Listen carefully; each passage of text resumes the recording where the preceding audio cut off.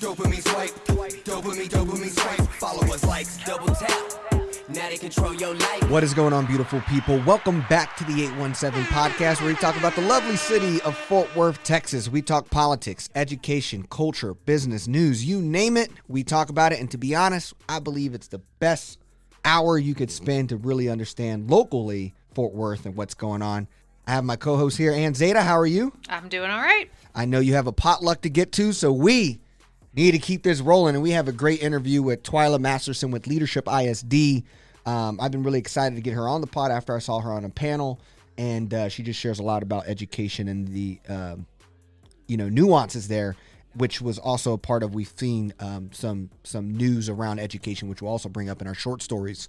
For anyone new, we do 3 short stories, 1 big story, and then wins and losses. When we have an interview, that interview is our big story.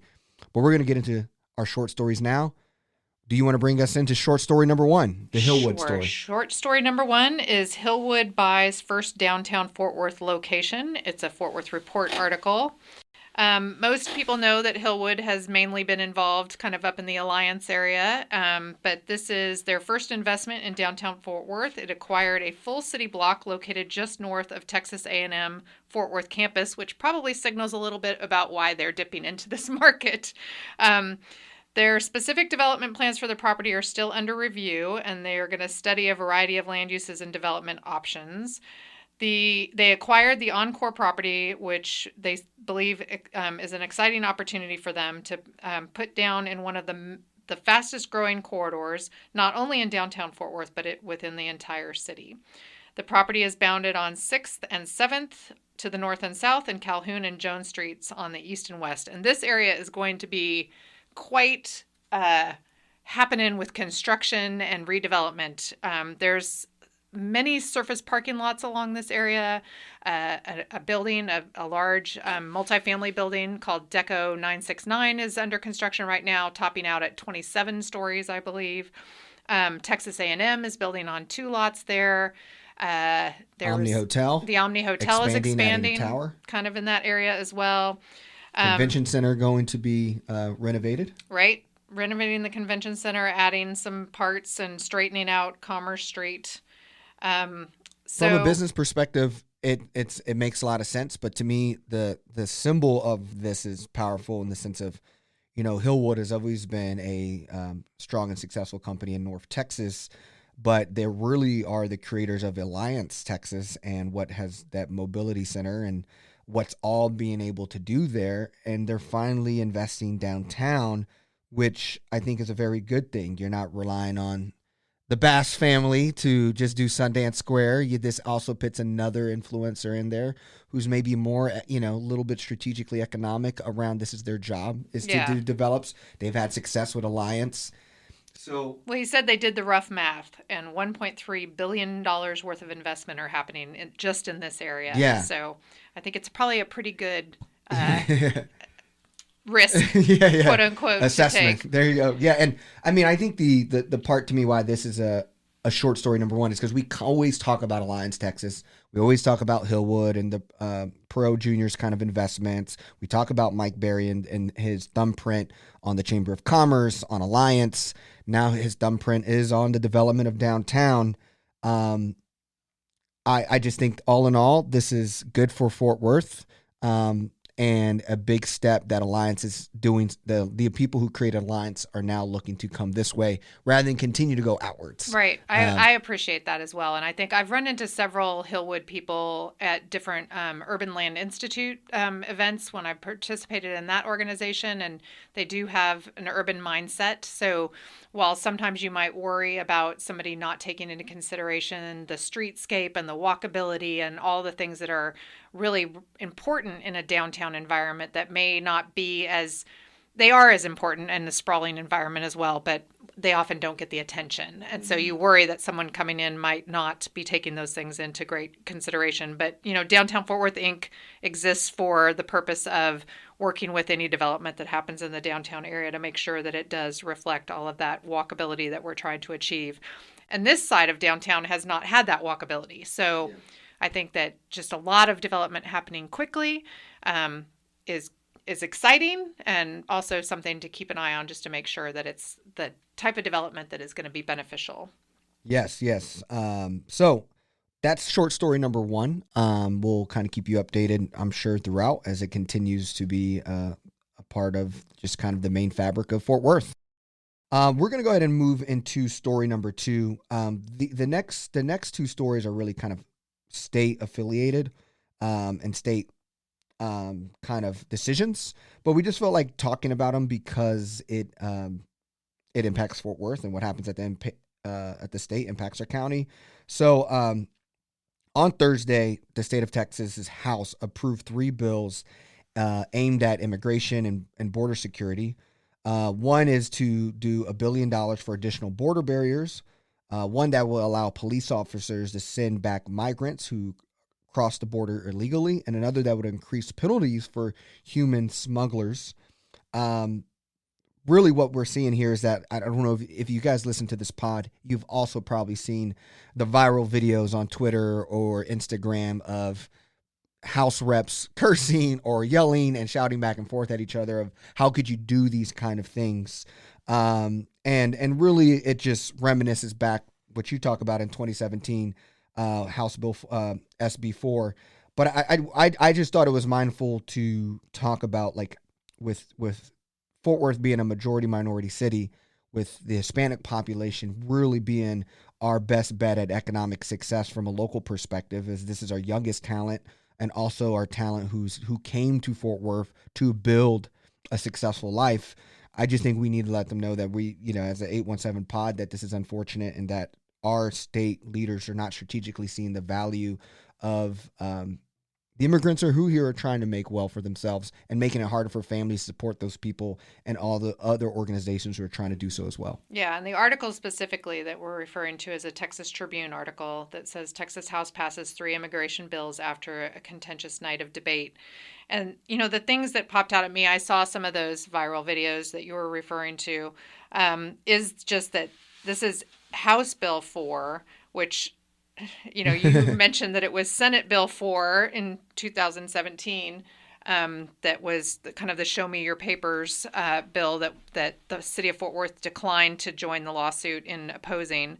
And now we have this House Bill 4 that is very similar. And what I found disturbing in all of it, it's all kind of disturbing, but they tried to basically end debate. I mean, there was some technical ability to just say, we're not going to talk about this any further. And the folks that were getting emotional on the floor were basically saying, we are here to represent our constituents and we should have the opportunity to debate this, regardless of if you already have the votes and you can overpower us to silence us so that we are unable to express our concerns is... it's not, It's undemocratic, basically. And, they talk about some of these things, and I think the article references that a lot of this is just kind of stepping over the line into federal jurisdiction.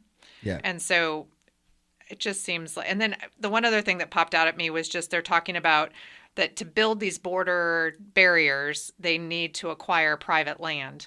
And, I hear about people complaining about acquiring private land for things that I think are important, like high-speed rail and public transportation across our state. And they balk at the idea of acquiring land for that purpose, but they think it's A-okay to acquire land for this purpose. Yeah. And to me, the big one that I was like, the stricter sentence for human smuggling, and like the word just human smuggling. I mean, you can have undocumented siblings or family members, and to me that's like, or neighbors who they're now increasing the sentence if you are traveling with or even affiliated with undocumented residents or people. And it says the measurement will increase minimum sentence from 2 years to 10 years for smuggling immigrants for operating at Stash House. The bill was previously approved by Senate and now goes to the government's office for Abbott's consideration. Democrats said the definition of smuggling in the bill is too broad and could lead to law enforcement officers targeting people giving rides to friends or family who happen to be undocumented to places such as church or a doctor's office. Those are I just mean, kind it's of why the scary. conversation needs to be had, because if you're not talking to the people who are directly impacted by these things, you probably don't understand all the unintended consequences that could occur by just marching forward with your idea of what the fix is. Yeah. So that's why it's important to have the conversation. Yeah, and I just want to kind of two other points. I'm gonna copy this into it, and Ann was also talking about this as well. Is that I think that the language on who's crossing the border is also a part of the conversation. There was a Wall Street article recently that just came out that says Asian Indians are entering the U.S. illegally in record numbers. And when I was reading this, it says roughly 42,000 migrants from India have crossed the southern border. But when you look at, there's a data point in here where it says, for the first time this year, migrants from countries other than Mexico, Guatemala, Honduras, and Ecuador, where the U.S. has typically seen asylum seekers, are expected to have a slight majority when the total arrests of migrants illegally crossing for fiscal year are broken down by nationality. And so I think, to me, what's kind of a big loss in this is that, like, the positioning and how we villainize and criminalize Hispanics, Latin America, Mexicans, when this is a global situation, and you're villainize it as it's like all Hispanic people. And I think that's something that I feel like the fact that Fort Worth, for instance, we're a predominantly Mexican, but for it to realize like this is a global issue, and that it's not just like, what happens with Mexico do when you send these people back, and it's not their citizens either. So it's like, to make it feel like it's a Mexican problem, I think is a big loss as well. And the last point I want to make here too is around, like, if these old Texan politicians were smart, they will realize that the demography of Texas is changing so much that from 2010 to 2020, the number of white Texans under the age of 18 fell by 43%. So listen, but the overall number of under 18 has grew over 400,000 people, and that's mainly because of Hispanic and African American children, and even 80% of that is Hispanic demographic. So you're literally don't understand that what you're upset about is actually also fueling why Texas will be prosperous and a high populated. We talk about stories where DFW will be the number one metro in 2100. Well, it's because people from all around the world are going through the southern border to seek freedom, a new life, and a way to live. And we're not seeing that as a positive asset to us as a country, as a state. And instead, we're trying to blockade what's actually creating your young talent. Anyways, and I just feel like those are the two things that I get that frustrated touches about. on another article that we didn't put in our list of articles, though, but I had it pulled up. The Texas metropolitan area will be larger than New York and LA by the year 2100, a study shows. So I plan to be alive then. I'll be 111. So we'll see if I make it. We also talk about how, DACA recipients in Fort Worth has been impacted, how we're no longer accepting new DACA applicants. There was a story in the Fort Worth report by Marissa Green around that. So we'll also put that in the notes. But all in all, just like the impact, this impacts Fort Worth growth. I mean, when you're talking about places like, where I live, District 11, the primary language speaking in households is Spanish. People knock on my door talking in Spanish, and when I say I don't know Spanish, they say have a good day, and they don't talk to me anymore. It's Spanish first, and I think that is, to me, what I'm seeing is that we have economies and very passionate people working in the rain on their food truck this last weekend, trying to fight to do what they're doing. And like, we just are not seeing how amazing and valuable that these people are trying to come and create value, even in places when we as normal people who are citizens are not investing in parts of Fort Worth. They're putting their truck there to sell something, to create value and a place that we have given up in. So all in all, that's that story. Let's go ahead and move into short story number 3. So short story number 3 is Fort Worth area school leaders support temporary blocking of A to F rating. This is also a Fort Worth Report story. 15 minutes into an October 26th school board meeting, Crowley ISD Superintendent Michael McFarland announced a victory for his district. A state district judge in Travis County sided with his district in a lawsuit seeking to stop Texas Education Agency from issuing A to F ratings for schools and districts under its revised accountability system. So we have a guest today who's going to be speaking about education and schools and that sort of thing.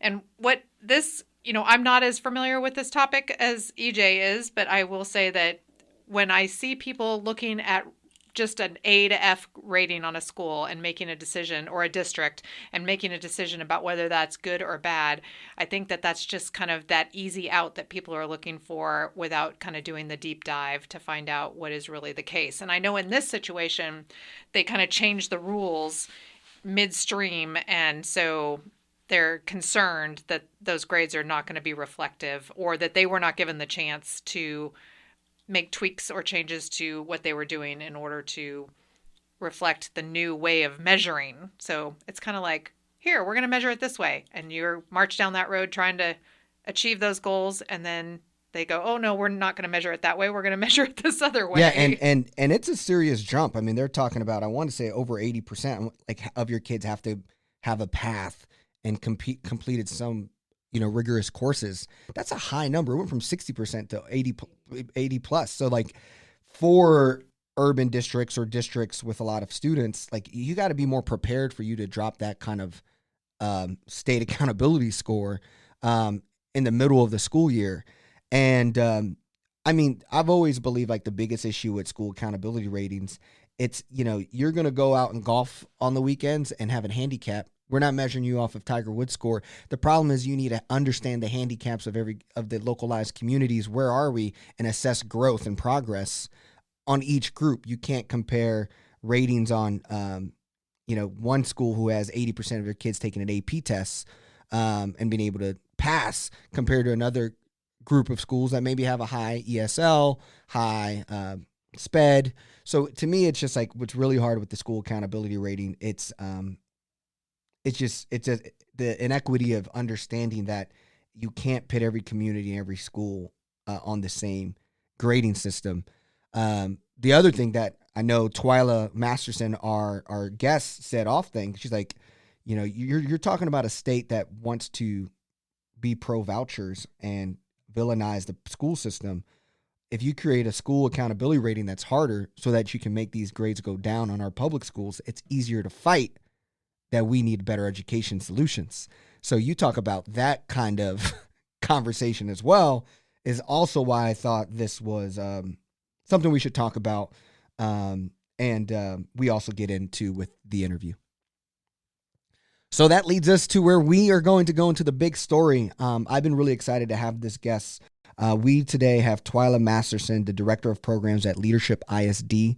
Leadership ISD is a professional development program that allows local citizens, from educators to local leaders, to educate them and support them in training and understanding education and trusteeship when it comes to school boards, when it comes to how schools work.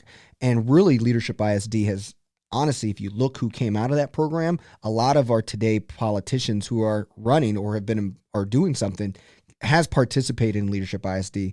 And so Twyla was a fellow, and now she works for Leadership ISD, but she's also a Fort Worth native, graduated from Dunbar, and just really has a pulse on what's going on. So we're really excited to have Twyla Masterson with us today.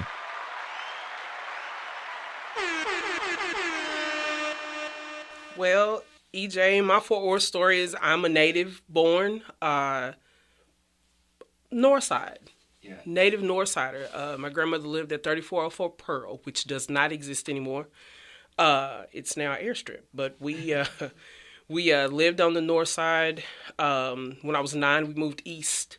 So I became a resident of Stop 6 Texas, East Fort Worth, and went through school primarily in the Meadowbrook area. Atwood, McDonald, went to M.M. Walton for 1 year. Handley Middle School, and then I ended up at 5700 Ramey Avenue and graduated from Dunbar High School. So I left, went for school, and then got back to Fort Worth as soon as I could, to, of course, be around my family, but to impact my community. So still a resident of Fort Worth, still a resident in Stop 6, Texas, and just love my city. Yeah. And I remember when we met, you said you fought for your parents to go to Dunbar. I think you said you really wanted to go to Dunbar. It was, well, kind of, sort of. It was a situation as to where, I had an older cousin that was in the magnet program. He graduated in 89, and I just kind of saw what was happening. My parents really did want me. My mom, story about her, she went to Kirkpatrick. She was a Wildcat too. She went to Kirkpatrick, ML Kirkpatrick. It closed before she was able to graduate, though. Integration happened her senior year. Okay. So thinking about it, Wildcat, you be a Wildcat, I be a Wildcat, who be you type stuff. Yeah. And, they wanted me to experience just being at school in my community. And to say just some of the pride and tradition, Dunbar had, I was a band kid being in the band.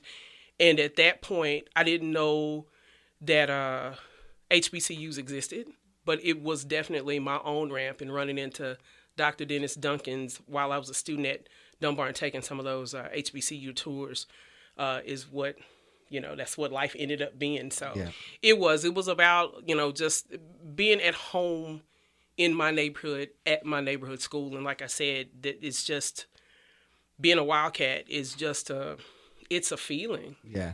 And I think my parents wanted me to experience that feeling of, just the neighborhood school.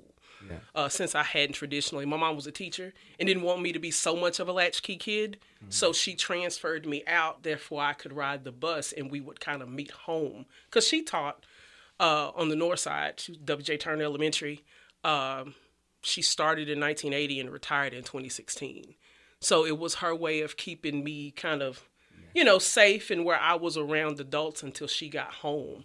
But once I got to high school, it was like, hey, and it was an amazing experience. So it was a family decision, but I'm glad we made that one. Yeah. And it seems like, with your work today in Leadership ISD, even since you were a teenager, your family was very thoughtful about education and the importance of it as you come from a line of educators.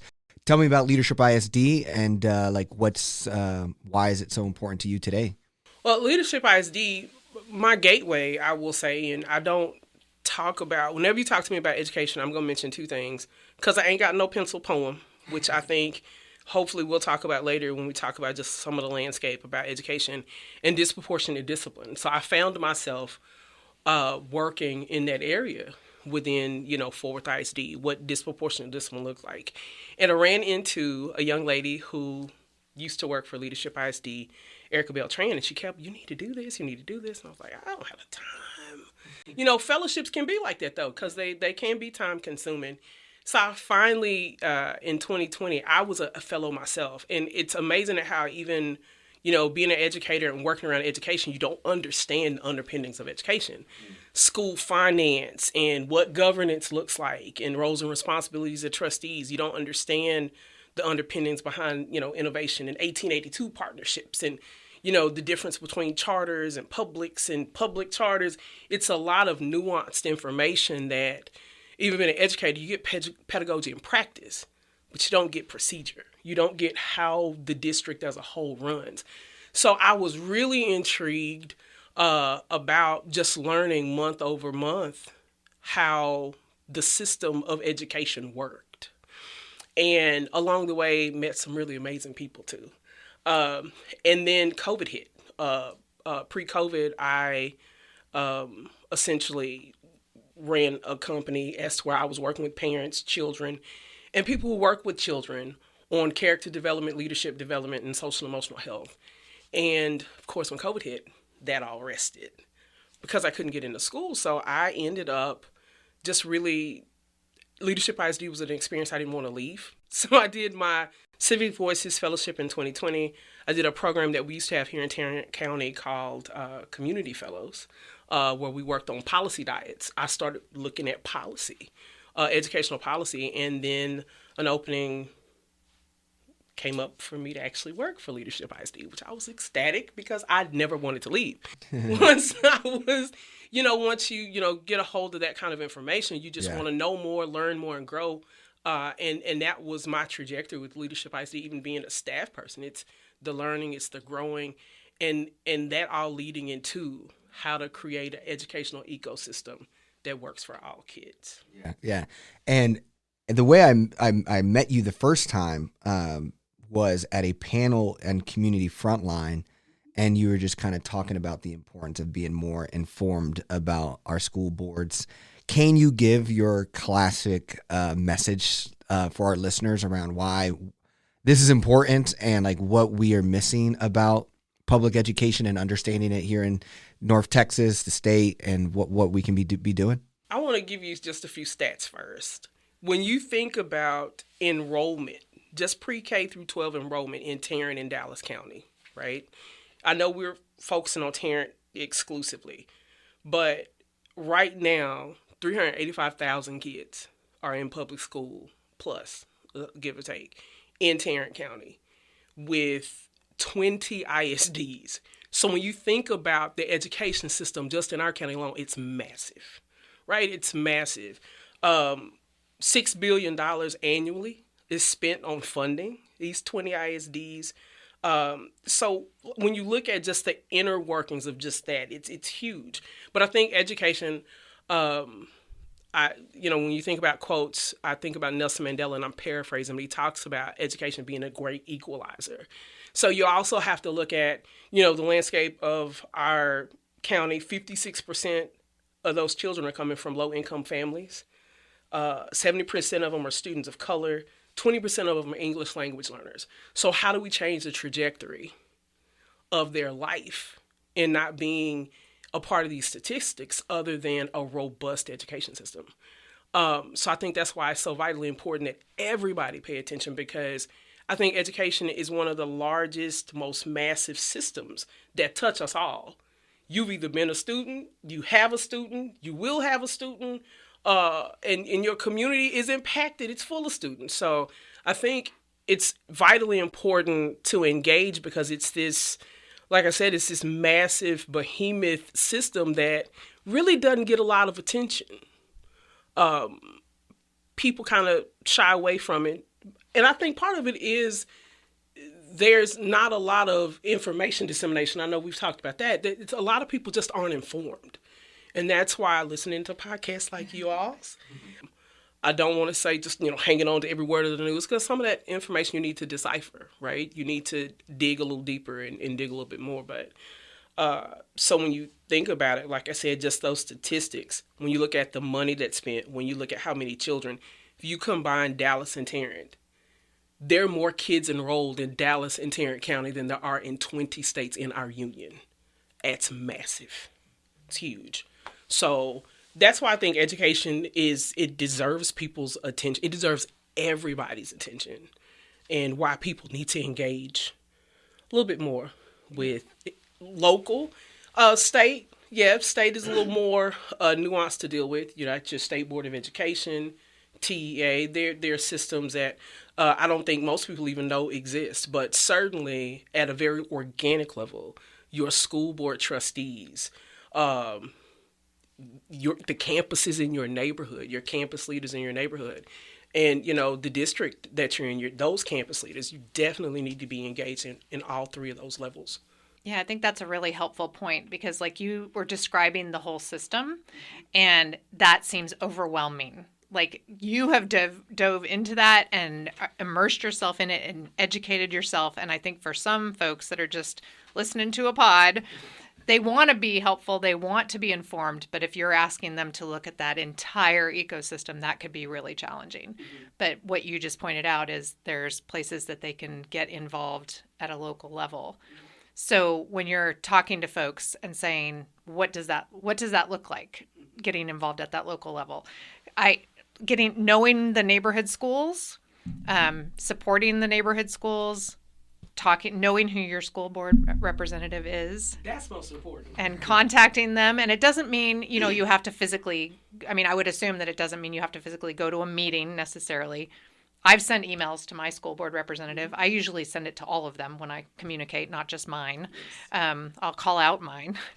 And I usually get a response from them. So just giving them my position and opinion on things so that they have all of the people being heard. I think that's an important part to highlight. I think I will say this. I think the caveat, most people don't contact because they really don't understand the roles and responsibilities, right? They really don't understand, we know we elect them, but what do they do?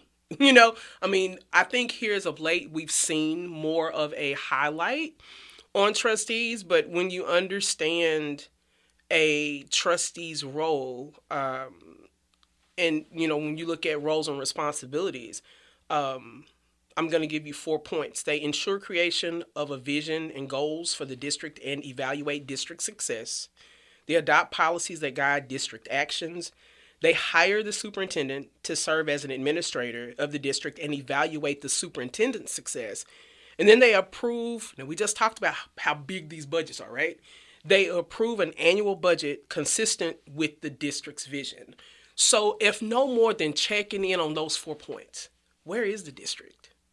Where is, we have single member districts and you have at large, right? So if you're in a single member district, hey, what's happening? I live in District 3. What's happening in District 3? What's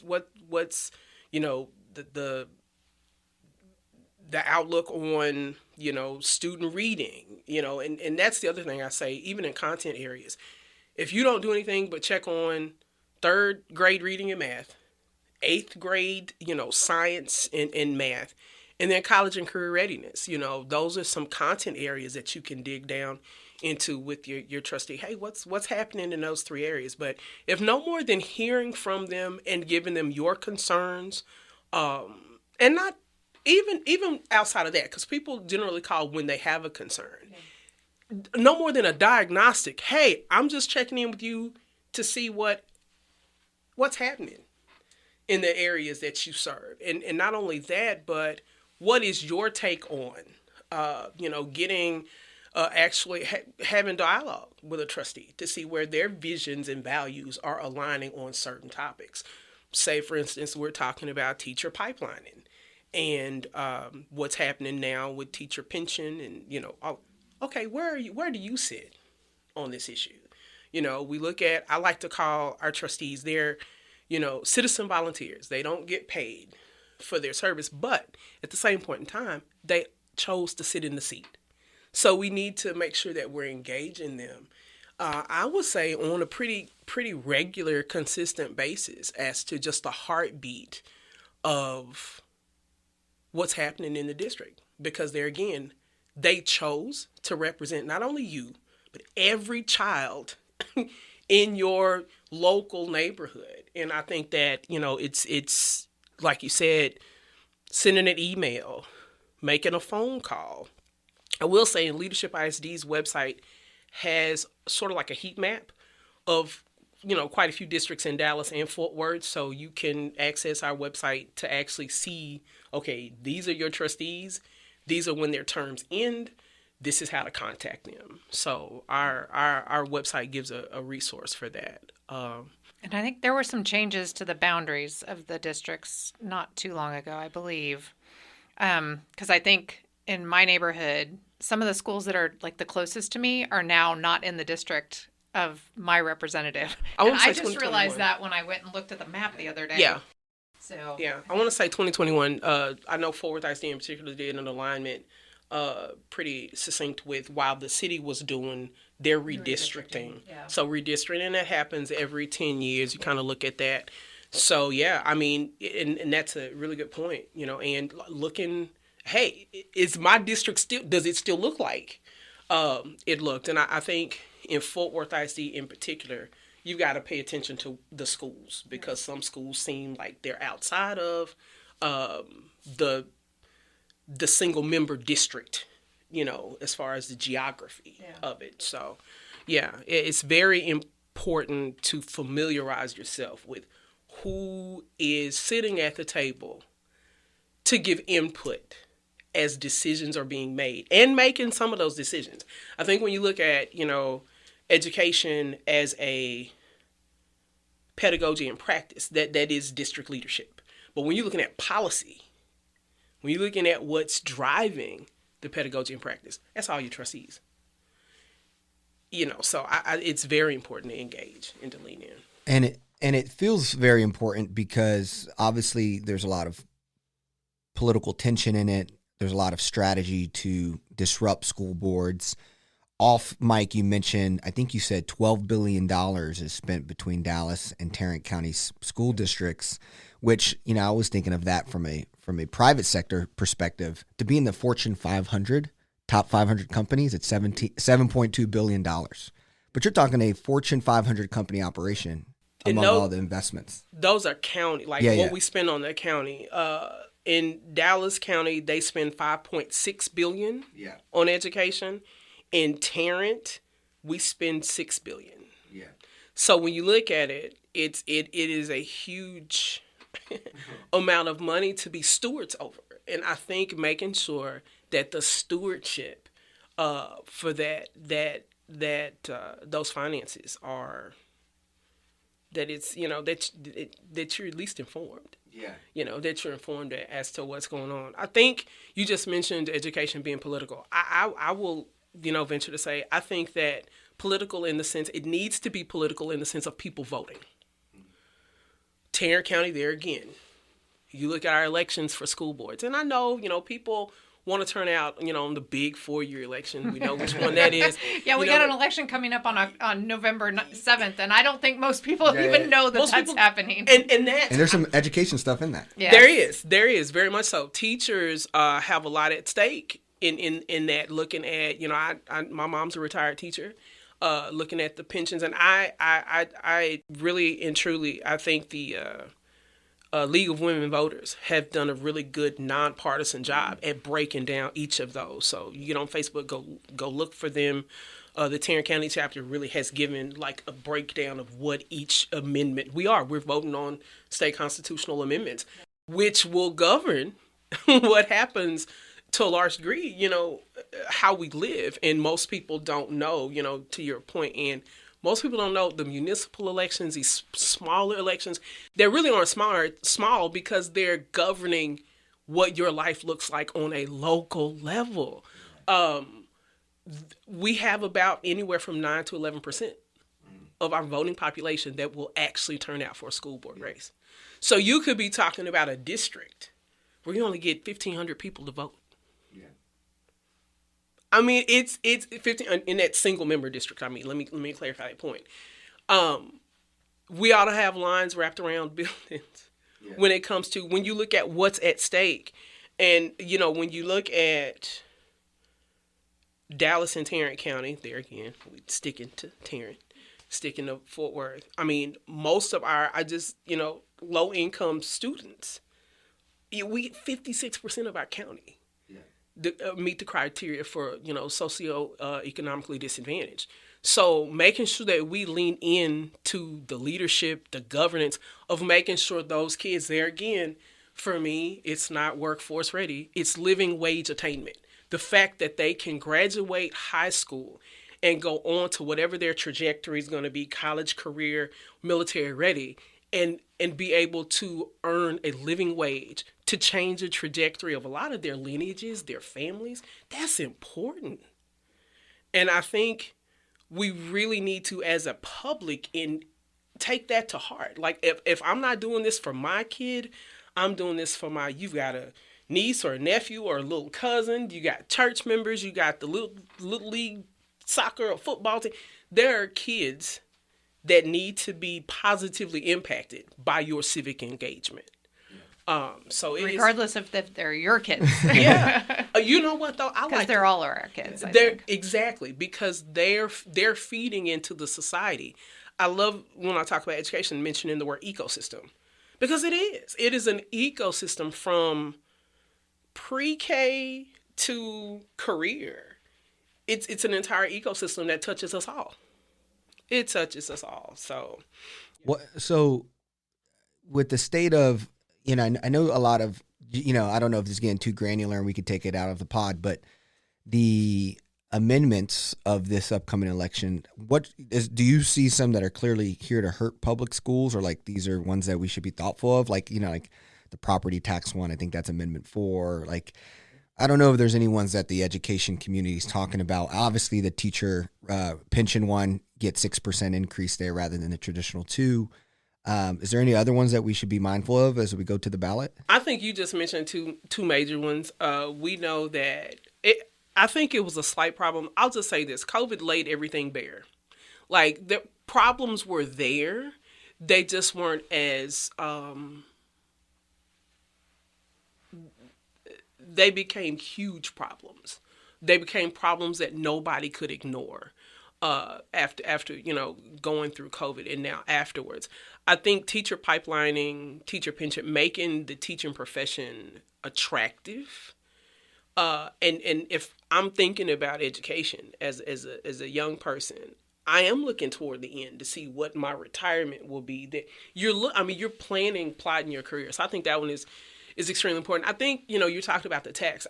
I look at right now, and we talk about, like, from a national lens, people are looking at, student loan forgiveness, right? Local lens, it's a little different. You've got essentially districts are operating off of deficit budgets.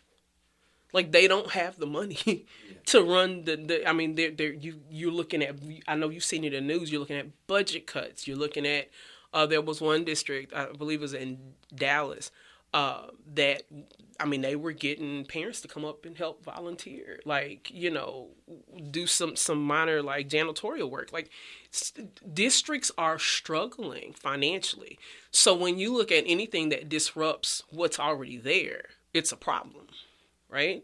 And I definitely think, looking at property taxes and really paying attention to what's happening, everybody wants tax breaks, but, looking at what's happening and how it will impact on a local level. And that's another thing to talk to your trustees about, because they're sitting with those budgets. They have to pass those budgets.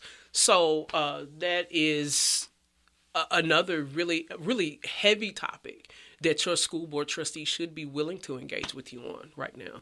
Yeah, it's like, if you're cutting the taxes, then where is that funding going to come from? And I think digging into that, like you said, everybody wants to have a tax break, and we have high property taxes in Texas, but that is what funds our schools right now. And so if you take it out here, who's going to end up paying it somewhere else? Or how will it, like I said, on a level, just how is it going to impact the learning environment that we're trying to do again?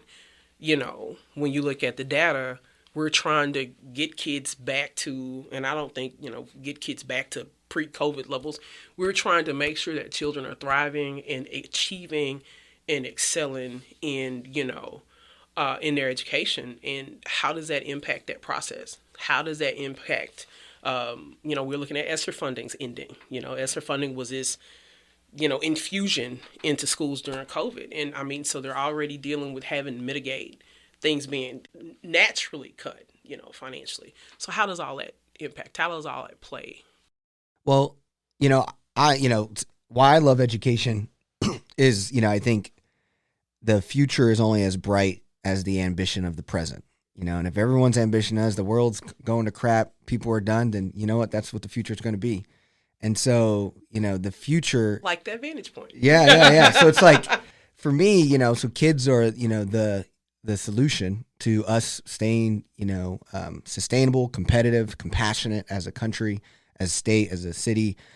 But then it's like the one last spot of just like a we instead of me mentality as a citizen.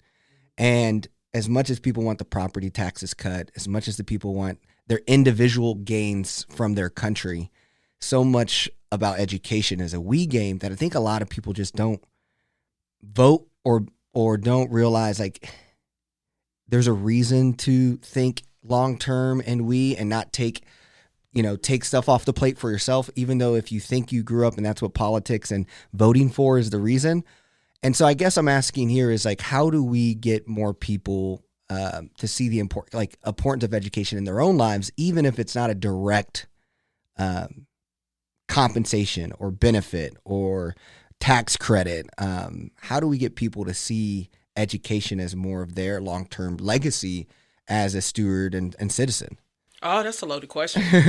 And I'm gonna start just at a level of compassion, right? Yeah. Read with the kids in your family. Mm-hmm. If you're an uncle, hey, FaceTime your niece or nephew. Read with them at night. Mm-hmm. See if they're having any difficulty. The kids on your street, when they have field day, go ahead and volunteer to send Capri Suns. Engaging in the smallest, most minute of ways. Schools are looking for volunteers. Schools are looking for, I know districts are looking for people to volunteer, because I think I was reading there's a playground build at a school in a couple of weeks. You need people to come engage. I think the more people engage in the ways you just mentioned it, and I think in ways that aren't intimidating, it makes all the difference. Start a PTA. When I think about East Fort Worth, there's very few PTAs represented on that side of town. Start one. Yeah. You don't have to be a parent. You just a concerned citizen that wants to, give back and create a positive impact. So I think just really starting organically to look at the kids that are in your sphere and talk to them about their experience, right? I was talking to one of my little cousins the other day about her kids and what was going on there. Totally different school district, still within Fort Worth. And I think that's the other thing people need to realize. Like, on the periphery of Fort Worth, we think about Fort Worth, city of Fort Worth ISD. Yeah. But there's so many other districts. There's like 14 of them in the city limits of Fort Worth. And, looking at things from the city side, I know the two of you have a lot more expertise and knowledge about education because you're immersed in it and the things that you do. And working from the city side, that thing about neighborhoods getting involved with their neighborhood schools, I did have a few examples of neighborhood associations that partnered with the schools. So when the school was looking for volunteers, these were older people in the neighborhood who didn't have any kids. They would go to field day and, Halloween trunk or treats or whatever was going on in the school in the neighborhood. Shaw Clark Elementary was one that neighborhood association really wrapped itself around and was very involved. So I think that's a smaller way that people can think about their neighborhood and all the aspects of their neighborhood, not just what the city is doing or, their house and their street, but that school is a part of their neighborhood too. I always say this: the school is a microcosm of the community that it's sitting in. I like to, and you talk about, how many districts. People don't think about it, but when you look at like Crowley and Aledo, like they're all on the periphery. You don't think about that. You don't think about Northwest ISD. That is massive. Yeah. It's 3 counties. It sits in 3 counties, but all of those on the periphery of Fort Worth. And Fort Worth, and I think when you look at it, whether it's still considered the city, but it's a different ISD or what have you, I don't think people realize just how many districts are sitting inside of Fort Worth, the city of Fort Worth, the city of Fort Worth. But, back to the points you were just making, when you think about it, I tell people all the time, we talk about data and people really want to hone in on data, and data is extremely important. But realizing that there are kids, those numbers are kids. They have names, they have narratives. And I tell people all the time, if you want to see it in plain sight, start at Bel Air and Hewlin. They don't even call it Berry at that point. Think about that. It's Bel Air. Start at Bel Air. No shade to that, no shade to that intersection, but think about it. Start at Bel Air and Hewlin and drive Berry. You're going to pass TCU. You're going to pass, so that's what, university. You're going to pass over, Hemphill. You're going to pass across 35 and Evans. You're going to pass Riverside. You're going to go down and pass Mitchell Boulevard.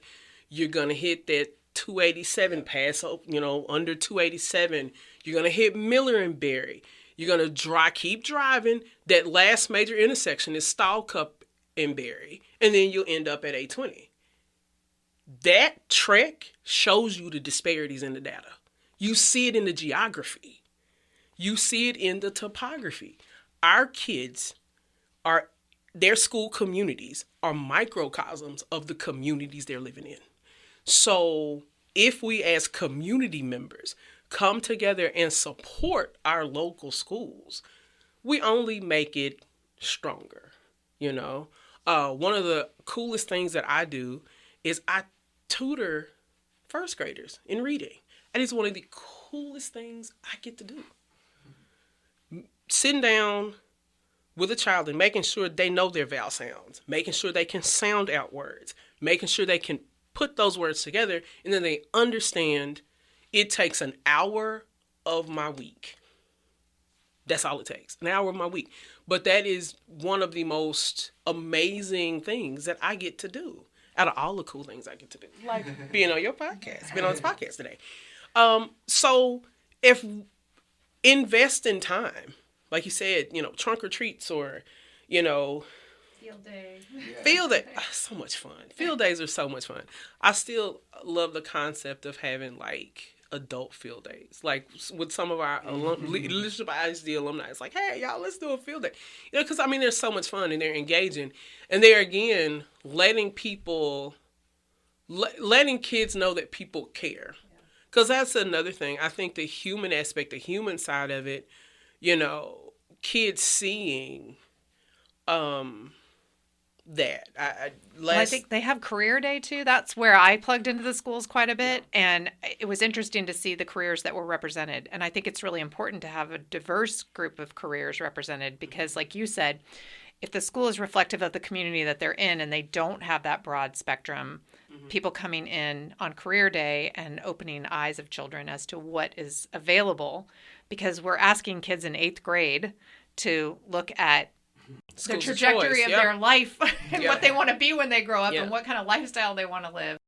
So, I mean, expanding what is in their idea of what is attainable to them. And I think that's another, you know, you just brought up, you know, career day, but I would love to see, even through some of our ISDs, we're really focused on, you know, career training and, you know, P-Tech and things like that. Having some of those high school students that are in those programs go to the elementary schools to talk. I mean, your peer group coming back to say, hey, I'm in this agricultural program, or I'm in this medical program, or I'm doing forensic science over here, or I mean, really having our students, because, you know, I think a lot of times our high schoolers, they're leaders in their own right. And I think giving them places to plug in, to get involved and get engaged, I think is really, you're then creating cycles within, you know, the kids, the education part where the kids live themselves. Yeah. And kids are also looking to their peers and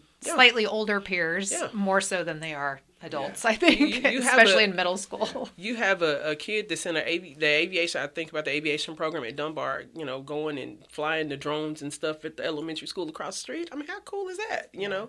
So I think, you know, really creating those pathways for our students to be leaders in that vein or in that area is important. But you talked about the give back. It was a student, of course. Homecomings are happening, and I like to always say it, Dunbar homecomings are epic. And this year I think all homecomings in Texas are epic. I moved here from another state where I did not understand that culture when I first got here, and the mums and and you said you were a band kid. We had a social media challenge last year where you were posting. I mean, literally, I was digging through like my keepsake boxes, like, oh, okay, where are my graduation pictures? And I had a student contact me and say, you know what, it was really cool to see high school from your perspective. Like, just by me posting pictures of my senior twin day or this and other. So, I mean, I think when you engage in a way, it even gives hope and encouragement and insight to those students that are currently going through. You know, like I say all the time, I tell people, you know, I advocate for education, but it's not my experience. My public school experience ended May 22nd at 2 o'clock at Wilkinson Grinds in 1994 as a high school graduate. That was the end of my experience. How do I advocate if I don't center who's at the center of the experience. So it's so important to make sure that you are, like I said, calling and talking to the kids and even your family. Hey, what's going on with school? How is school? Talking about the experience, because there again, I can't advocate for people that I don't center. And we tend to want to do that a lot. We want to advocate and feel like we know best and we know what's needed. Let me sit my little 6th grade cousin down and talk to him about his educational experience. Let me talk to the little girl that lives across the street, or the parents who have, a kindergartner. Like, what is that experience like? Or the grandmother. Through COVID, I swear I got more calls because of what I did pre-COVID with my foundation from grandmothers that just couldn't get on. They couldn't get on. They couldn't get online. Yeah. Well, one of the amendments is broadband, getting internet. That was a COVID response. Yeah. So coming to figure out, not only was she trying to navigate how to do it, she didn't have high-speed internet in her area. So it really didn't work. There again, just engaging people where they are within the ecosystem of education and talking about the experience. I think that is what makes for, a sound advocate. I'm advocating for what you need instead of what I feel like you should have. And I think that's extremely important. Absolutely. I think that ground up instead of top down, where you're actually going to people and saying, I'm here to fix this thing, and here are a bunch of things that I think will fix it for you. But what is a daily struggle that you have? And that comes from a city planning perspective too. That's how we do it. But I think it definitely applies to schools, talking to kids, talking to teachers, and not having this administration doing top down. Yeah. And I definitely say, for any trustees that might be listening, I think that's vitally important for those people who are making decisions. People run on platforms. But if your platform isn't informed by a person sitting in the system, I don't know that it's a sound platform. So we just got an Instagram direct message this weekend or sometime. I didn't know if you saw it, but it says, I really like you having Ann on the pod because it's good cop, bad cop. And he's like, Ann being good cop, I'm bad cop. And I was like, okay. So I always try to be nice. I want to protect people from getting beaten up or. I will tell you what. So I was going to play a bad cop question, but go ahead. Tell me what's up. You can play a bad cop question. Let's see how it lands. Yeah, I was interested because I agree with the bottom up, but it seems like the top down. It obviously feels like the state no longer believes in public education as the way to do the thing we need to do. So, from that lens of dealing with that and managing that,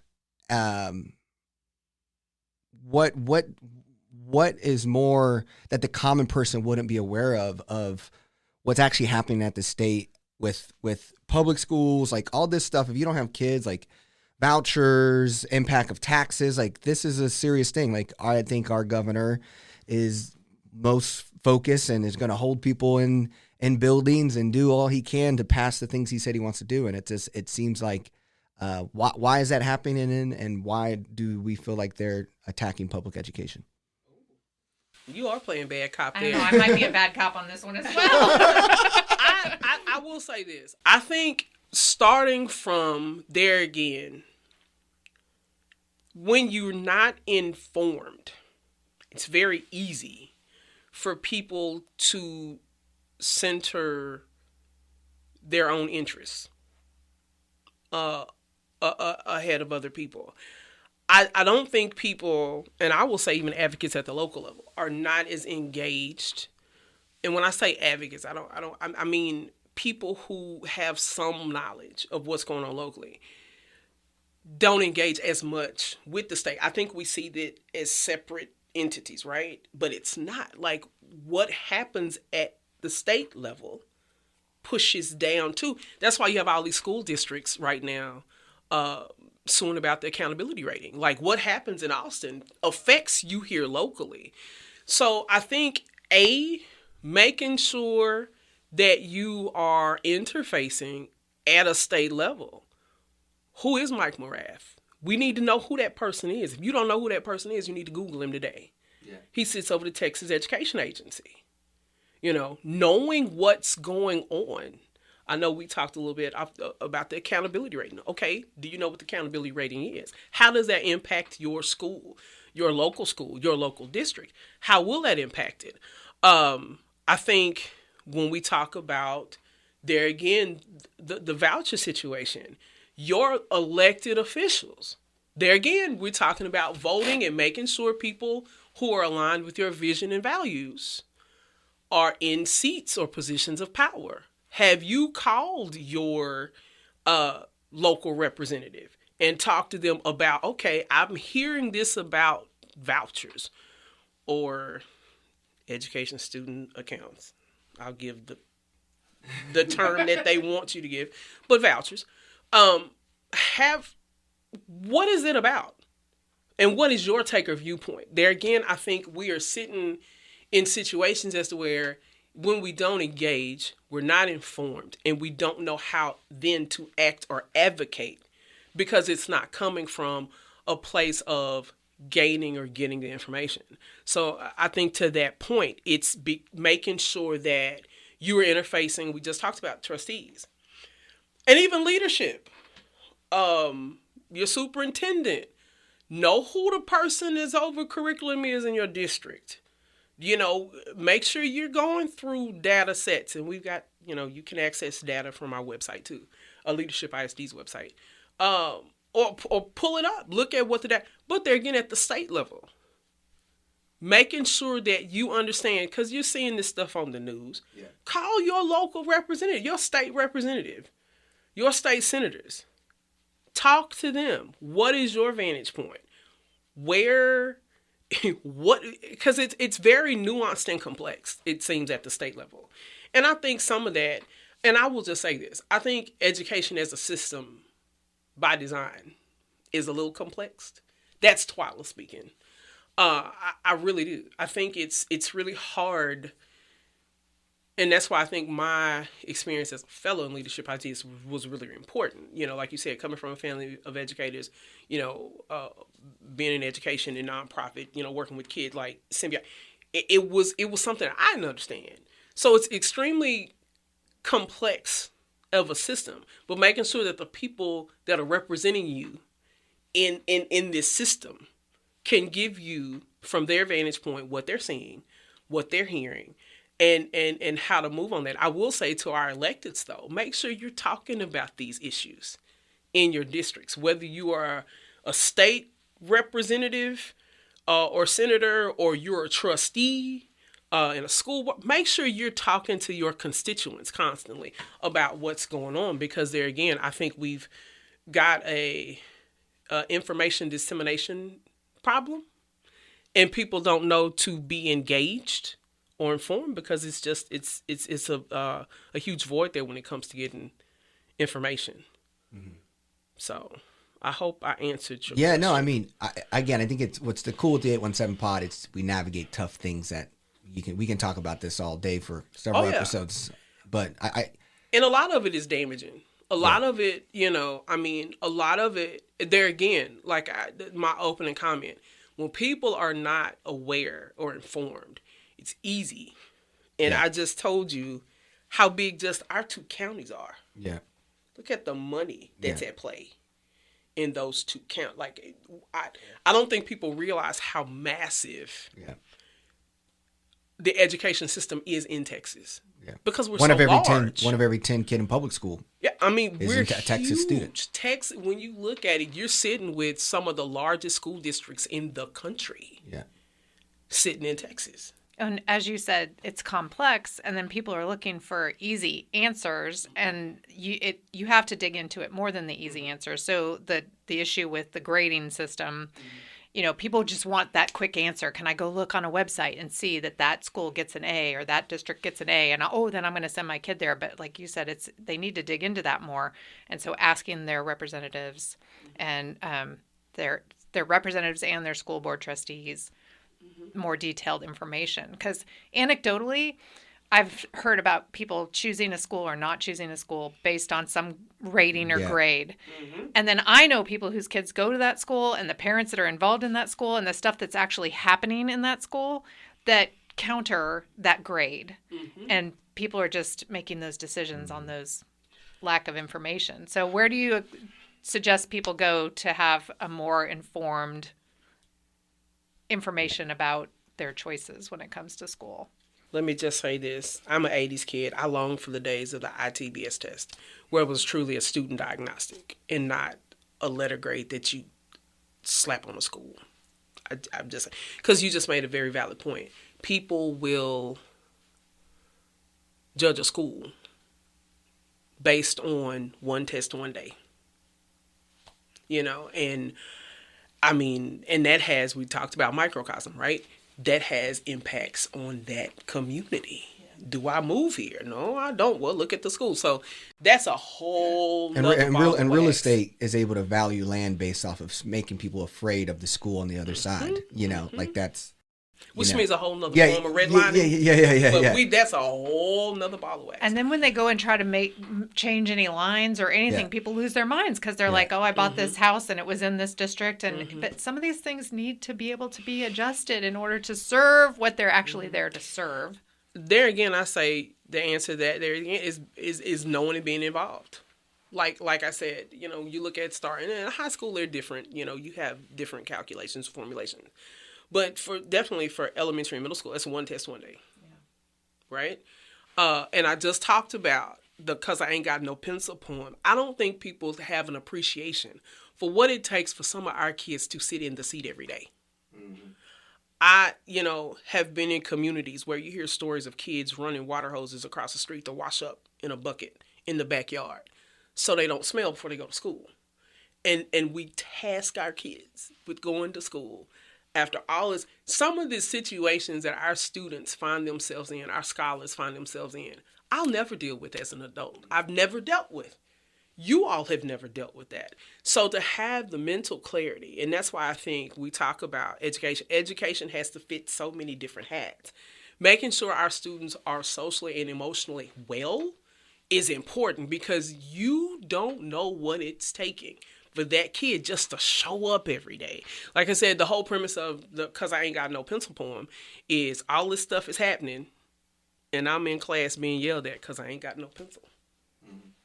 I mean, there again, we don't take that into consideration. So there again, I challenge people just to show up. I mean, get on volunteer lists and be present. Yeah.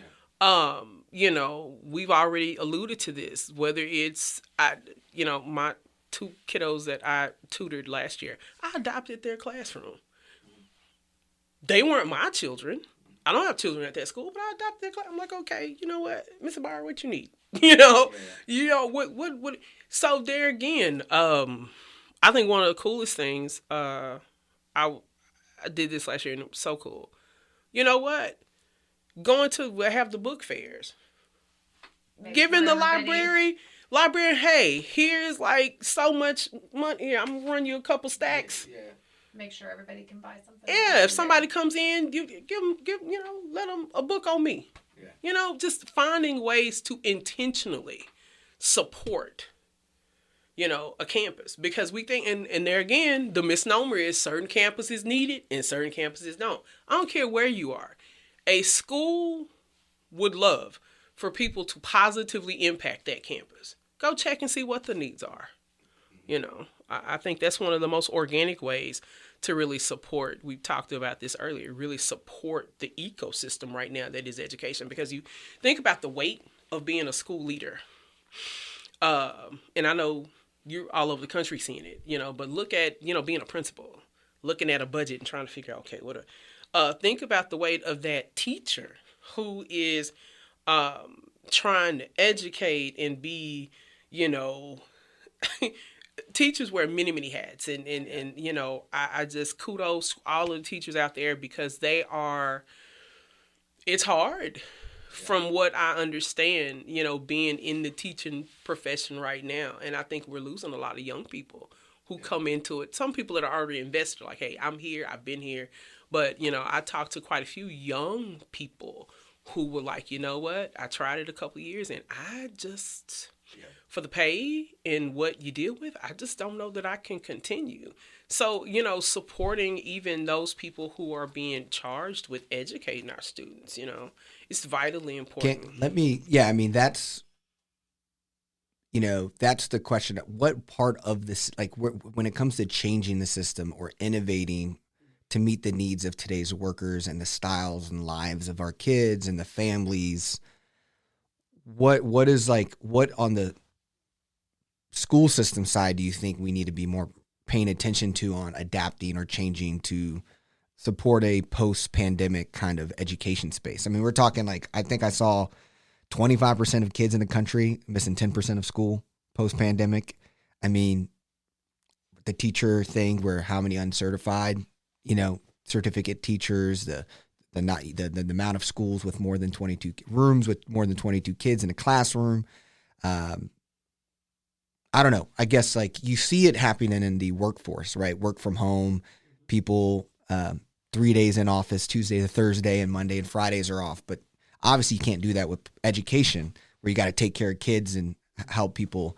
But what are some ways that we can solve or start really talking about some of the things that the way we used to fund schools or how we're keeping teachers accountable? What are some things we can do to make it an easier profession to participate in when you have your peers working from home, doing that stuff? I will say this. I think it starts back there again. I guess I'm leading with my heart this morning. Good. I'm in my feeling quadrant.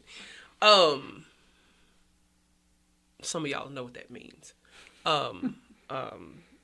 But I think it's making sure that the people in the profession feel respected, right?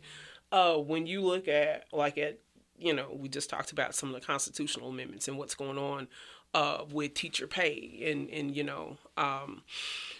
making sure that schools are adequately funded, that we adjust for inflation and things like that, at a state level, making sure that teachers are whole.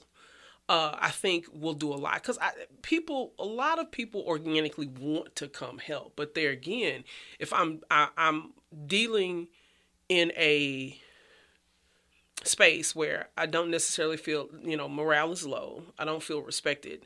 And I'm not talking about this from a local lens. I mean from, like you said, a funding lens, a pipelining lens, making the profession attractive. Again, then, it all starts for me. The kids are going to be there. It starts with the teacher pipeline. It starts with making sure, like I said, teachers, you think about it, through COVID, they were heralded as heroes, right? And then now it's it's very convoluted, right? So I think we have to start with looking at how we are being innovative in pipelining and making sure teacher pipelines are strong and robust. I think it goes back to a child's experience. There again, everything is cyclical in education. It goes back to making sure that while a child is in the education system, they see something that they want to aspire to. And that's why it's so important to make sure that our teachers are supported where they are. Most kids that grow up to be educators, it was that one teacher or it was that one experience that sparked wanting to be an educator. So I think it's making sure that our schools are well funded, our schools are robust, the learning engagements are, and I just have to mention this to all the kids out there, making sure that there's fun. There needs to be joy on my educational journey. There again, we've talked about funding, but I think a lot of a child's learning is experiential. Let's not knock field trips. Field trips are vitally important in an educational landscape because when you expose me to something different, we just talked about 56% of our population as far as being, from lower socioeconomic households. When you expose me to, log cabin village and I'm able then to write about or expand my experience. A lot of our kids don't come out of their 10 square city blocks. That's right. We just had somebody from the opera come and speak to Rotary last Friday, and they have joined the programs at Bass Hall, where they bring thousands of kids to experience different things at Bass Hall Symphony and the orchestra, and and they were saying they were a part of that program, and they've expanded their program too to be quite broad opera. Yeah. Interesting operas.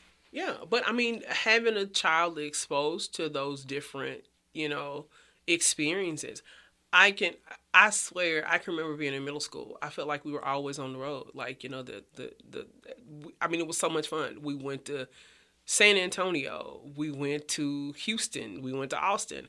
The trip to, Arkansas, I didn't know if we were going to make it back. 'Cause, traveling up and down those mountains, and we were going to hot springs and, the switchbacks and the cliffs and stuff. I'm like, oh, we're going to make it. But there again, I mean, those were experiences, within the city, outside of the city, that just really, it made an impact. And there again, speaking on behalf of the kids, I'm quite sure kids would give me a shout out for this. Making school fun. I mean, you look at a child's experience. Look at how much time they spend at school. Yeah. So making sure that that teachers are able to engage and have a little autonomy with making. I can remember my mom used to love like turning her classroom into like these like landscapes. Like it would be, if they were reading about outer space, she would like cover the lights and, tissue paper to make it look like they were in outer space and stars hanging from the ceiling. So when they walked in, they walked out into the universe, right? Immersion in the lesson. Or if they were talking about, reading something about, sea life or whatever, she turned her room into an underwater world. Like, make sure that teachers have the time to engage students. I think some of these videos that you're seeing, like on Facebook and like TikTok, where the teachers have like, and that goes into some culturally responsive learning too, where they're like, I saw one teacher, she was rapping like in Spanish. She was a Spanish teacher, and she had like, her class, and they had learned it, right? Or, mentioning Gracie's Corner. I love Gracie's Corner. If you have not looked at Gracie's Corner on YouTube, you must. Gracie is just fire. And, I mean, early literacy. I mean, it's rap, R&B. There was 2 Black parents in Houston that wanted to find an answer for early literacy during COVID. So they started doing these videos and to catchy beats and tunes. And like, you watch a little kid, I've seen kids 6 months old, I've seen their parents that are full grown adults all dancing and singing the alphabet song. Like, so just making sure that education is fun and it's engaging.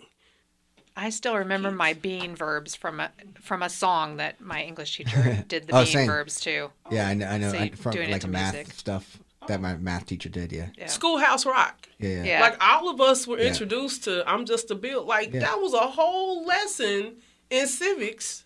And we watched it on Saturday morning eating, cereal. If you were lucky, it was the day that your mom got up and made like a big breakfast too. Every once in a while you got that. But generally cartoons is like, hey, I don't have time to wait for you to get up, get in front of the TV with a bowl of cereal and just like, veg out on cartoons. But I mean, literally making sure that kids are engaged in ways that are meaningful, impactful, fun, and engaging for them is extremely important. There again, am I centering what I feel like they need versus them?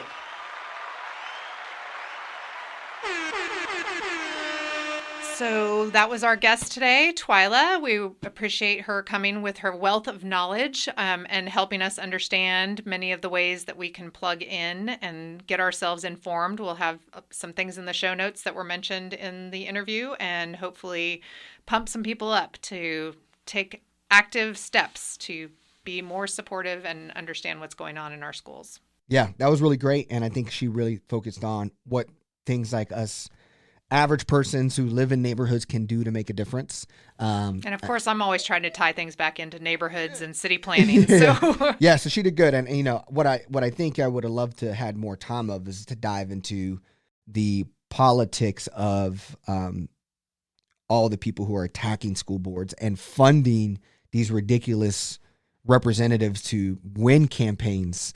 But maybe we can have her back when she's to talk about that or something, or have someone. I think that's a part that if I could go back and say, man, if we could have found 15 minutes to hit that piece, it makes you get up and realize we got to really take those action steps that she mentioned. Yeah. Hopefully if people are taking the steps to educate and inform themselves, they'll learn some of that, but we can absolutely circle back and inform folks ourselves too. Yep. Well, let's go ahead and move in wins and losses. We start with losses so we can end on a high note. And what is your loss? Well, my loss is both personal and a loss for basically the entire city of Fort Worth. Joan Kline is someone that many folks know in the city of Fort Worth. She has spent an entire life of service, very much focused in the near South Side. I think that many of the things would not have happened. Personally, the skate park that was built on the near South Side would never have happened if Joan Kline had not brought to the attention of the city a piece of land that we acquired and had that done. So I had the fortune of working closely with her during my time of service. And unfortunately, after a very long and well-lived life, she had a birthday yesterday where she turned 93 years old and also passed away. So it is a great loss to the community, but we celebrate the life that she led and are inspired to continue to do the work that we do in our communities because of the work that she did. Yeah, powerful, and it just shows you the impact of one person can have on generations to come. My loss is a little bit more creative and ambiguous. Me and my wife went and saw Killers of the Flower Moon this weekend. We read the book before we went to the movie. And it's, if you haven't heard about the story, it's basically in Oklahoma. It talks about the Osage people. But there's just a part in the movie where the main villain is running off to Fort Worth to kind of do business, but then to also kind of get away from some incidents that are happening in the state, in the Osage community. And he talks about going to the Fort Worth stockyards. And I guess it just refuels me thinking about, one, just the exploitation of Native Americans, Black people. This Osage community, was massacred, very similar to the Tulsa Black Wall Street. And to just think about how much history is involved of exploiting, taking advantage, pulling assets and wealth from Native Americans or African Americans, and how Fort Worth has a large history in that, and that reminded me of just there's so much in our Fort Worth way and our old culture that is a good boys club that really doesn't realize how their wealth was really created. And I think that movie did a good job of showing it, and it reminded me to be thoughtful on just realizing that was only 100 years ago, and to think about how much more we have to do to just really tell these stories that we didn't learn in school. When I went to school in Texas and lived off the Red River, and that was right between Oklahoma and Texas. So good movie, but also just shows hey, Fort Worth wasn't far away from it. Yeah, you're the second person that's mentioned that movie to me, so I guess I'm going to have to read the book and go see the movie as well. The book is an easy read, so okay. You can do it in 4 days. Okay. It's super easy. I'll check it out. What do you got for your win?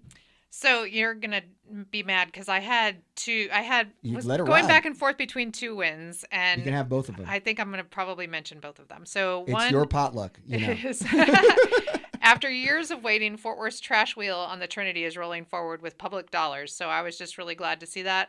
It's been something that many people have been talking about for a long time. The one little hiccup in it is I guess there was a little bit of hesitation on the water district's part as to why, being concerned that this was going to be funded with public dollars when we'd originally started out with private, and whether or not this was the job of the water district. I think that keeping the Trinity River clean is absolutely the job of the water district. And there's been a whole lot of trash pickups along, they do a trash pickup, community trash pickup every year along the Trinity River. So there's a whole lot of private support of keeping the river clean. So I think that having the city of Fort Worth and the water district making up the shortfall of funding to get this water wheel in the water and cleaning the water is a win. So I'm going to stick to the win part of that. And then on the second one there was an article. We've talked a little bit about driverless cars, and my understanding is that Cruise driverless cars has suspended their self-driving car operations across the country. So they tried to roll this out in San Francisco and ran into a lot of problems, and everybody was saying, "Oh, but they're coming to Texas." And I saw them all lined up on a parking garage roof in Austin, and everybody was saying, "Yep, they're about to roll those out in Austin." And I thought, this is going to be another unmitigated disaster. And it's good to hear that they're putting a pause on those operations across the country, because from a city planning perspective, when you're trying to build places for people, I think cars mixing in that are driving themselves and maybe not doing that good of a job alongside other cars that are being driven by people that are maybe not doing such a good job could lead to, not places for people. Yeah. So my win is the United Auto Workers Union. I think the fact that they are getting close to agreements with the three auto, GM, Chrysler, and Ford, and they're making gains. I mean, with the Arlington group, there's more than 5,000 workers at General Motors, Arlington Assembly. They walked off last Tuesday. And I just think the power of advocating for workers who are trying to get higher pay that also complements the same raises and increases that the executives were receiving, and just them strategically, I think when this all ends and is over, they'll make some of the biggest progress for their workers and for just unions for blue collar jobs. A win that I don't think unions have had in a while. So I think they're doing a great job at really pushing GM and Ford and Chrysler. And so it's an overall win that there's more progress. You're talking billions of dollars being lost economically, but you're also seeing these people taking risk on their own careers to do this. And I was in Michigan at a school seeing people protests, to now being in Texas and Arlington and seeing it, and just seeing how that's working together. Groups of people can make change if it hits us enough. Yeah, it was interesting how they did those strikes too, because it was not like everybody striking all at once. It was moving it around so that they didn't have to use as much of their funds to support their striking workers. And then it also was, unknown where it was going to happen next. And so I think that was a pretty strategic way of handling that. Yeah. So that's a win, just the process and flow that they've approached fighting for workers. So there's my win. All right, beautiful people. Thank you so much for listening to the 817 podcast. Don't forget to like, subscribe, share with a friend, and continue making this the best kept secret in Fort Worth when it comes to knowledge, understanding the city, and figuring out your perspective as you continue to make an impact. Thank you so much. Thanks a lot. Dopamine,